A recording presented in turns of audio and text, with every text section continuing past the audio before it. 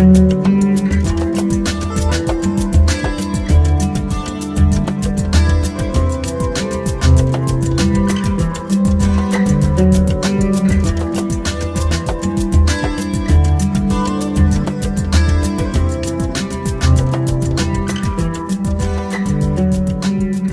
we're going to talk about custody of minor children under Oregon law. First, the law of custody is basically the same whether you're married or unmarried. Custody has two categories. There is physical custody, and then there is legal custody. Physical custody is basically who you live with, who the child lives with. Legal custody is a determination by the court that awards custodial rights to somebody. Legal custody can either be joint custody or sole custody. Joint custody basically is shared decision-making concerning the child. It does not mean equal time per se. In fact, you can have a joint custody order where a primary physical custodian for the child is designated, but you still get to collaboratively approach decision-making. Sole custody, on the other hand, is what happens when you don't agree to joint custody, or when a parent objects to having joint custody. The court cannot award joint custody in Oregon when a parent objects. In that case, the court has to make a sole custody award to somebody. Now, in practice, there's not a lot of day-to-day difference between having joint custody and sole custody, because in either scenario, the days and the times that the parent spends with the child will be set forth in a parenting plan. And a parenting plan is equivalent to what we used to call a visitation order. We don't use the term visitation in Oregon anymore. Here are the rights that a parent gets when you have sole legal custody.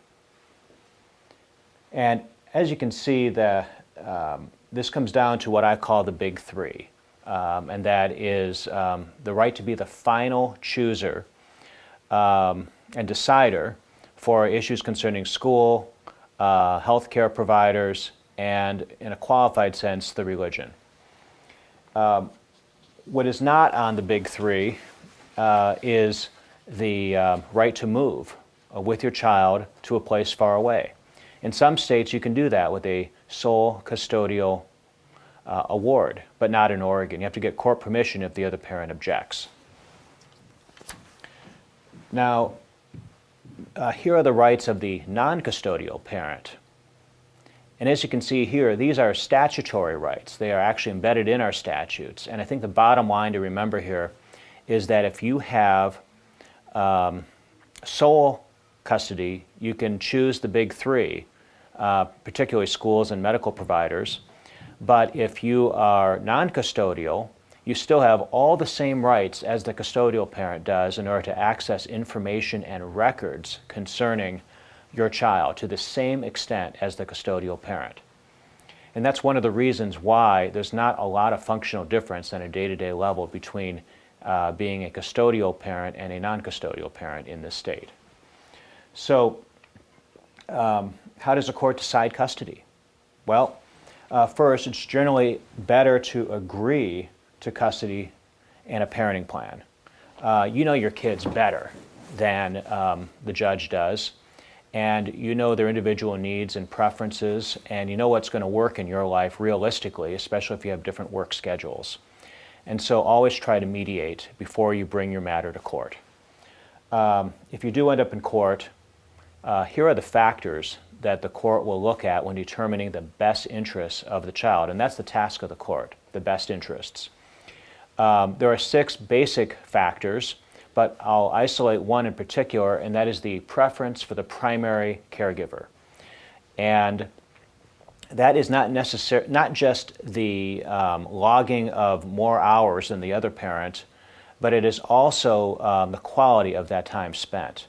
You know, the primary caregiver is the one who generally takes the child to the doctor, generally meets with the school and deals with school activities, generally would be the person who is the go-to person if the child is sick and somebody needs to stay home from work. Those are just some examples of what makes for the primary caregiver determination. And the reasoning behind this is, let's not change what's already working. However, if there is no practical distinction between the parents in this area, then we have to get into all these other factors and see which factors are most predominant with one parent versus the other. Now, there are also non-factors, I call them, for custody, and these are also found in statutes. And the non-factors are things that the court actually does not consider ordinarily in making a custody determination, and I'm going to add one to that list of statutory factors. There is another non-factor generally is the wishes of the child. There is a myth in Oregon that I've seen where at a certain age the minor child gets to choose their parent or choose who they get to live with, and that is not the case in Oregon.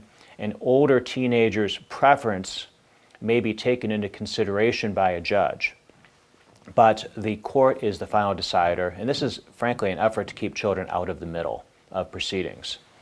The court considers custody in a trial without a jury, and trials are public and anybody can go to them. It is always best to get legal advice if you are involved in a custody dispute. The earlier you get your legal advice, the better. You have more options available to you earlier in the case. If you have any questions about a custody matter, please feel free to give me a call and set up an appointment so that we can discuss it further.